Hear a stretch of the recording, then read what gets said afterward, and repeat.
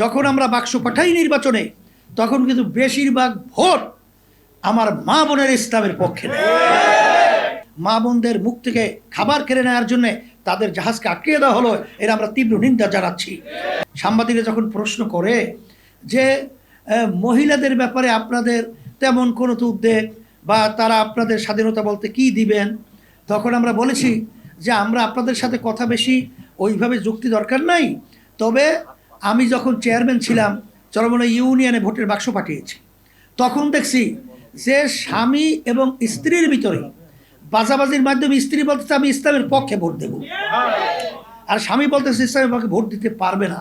এক পর্যায়ে ঝগড়া করে স্বামী এমন খবিস, এত বড় দুষ্ট, ও ছুরি দিয়ে কোপ দিয়ে সেই মহিলার আঙ্গুল পর্যন্ত কেটে ফেলছিল। তারপরও সেই মেয়েকে এই ইসলামের পক্ষে বাক্সে ভোট দেওয়া থেকে ফিরাতে পারে নাই।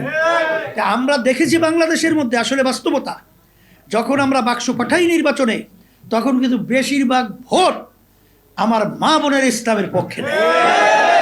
তাইলে তারা তাদের স্বাধীনতা বুঝলো না, তোমরা এত দরদি হলা।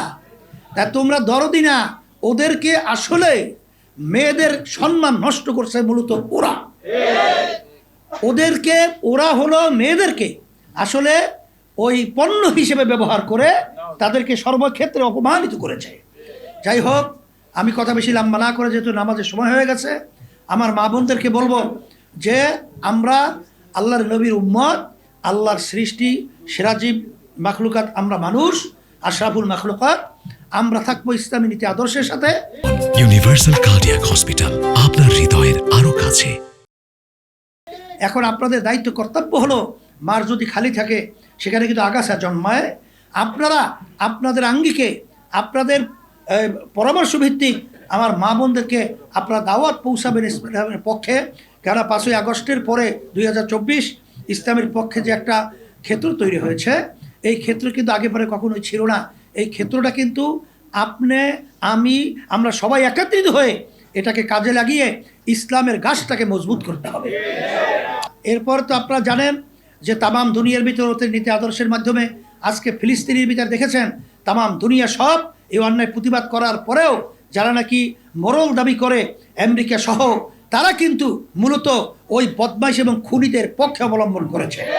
এর জন্য ওই ফিলিস্তিনের যে অন্যায় এবং তাদের মানুষ না খেয়ে মরতেছে, পানি খেতে পারছে না, এই অবস্থায় যখন নাকি উদ্যোগ নিয়ে অনেক আমার ভাইরা এবং তাদের সহযোগিতা, সেখানে কিন্তু অনেক মহিলাদের বড় আকারে সহযোগিতা জাহাজ নিয়ে যখন নাকি খাদ্য নিয়ে পানি নিয়ে রওনা করেছিল, তখন এই জালেম এত বড় অমানুষ তখন আমার ভাইদের মা বোনদের মুখ থেকে খাবার কেড়ে নেওয়ার জন্যে তাদের জাহাজকে আটকে দেওয়া হলো, এর আমরা তীব্র নিন্দা জানাচ্ছি। এবং আমরা সবাই উদ্যোগ নেব এবং ফুঁসে উঠবো এবং আওয়াজ তুলব এই অন্যায়ের প্রতিবাদে এবং ন্যায়ের পক্ষে, মাজলুমদের পক্ষে, জালেমদের বিরুদ্ধে। আল্লাহ রাব্বুল আলামিন আজকে সম্মেলনকে কবুল করুক। আমি সবার জন্য দোয়া করি, আমিও দোয়া চাই আমরা যেন দ্বীনের খালেস খাদেম হিসাবে দুনিয়াতে শান্তি, আখেরাতের মুক্তির জন্য আল্লাহ যেন আমাদেরকে কাজ করার তৌফিক দান করেন। আপনারা সবাই ভালো থাকেন, আর আমরাও যেন ভালো থাকতে পারি, এই দোয়াও আমরা আপনাদের কাছে চাই। আপনাদের জন্য আমরা দোয়া করি। আল্লাহুম্মা আমিন। রব্বানা আতিনা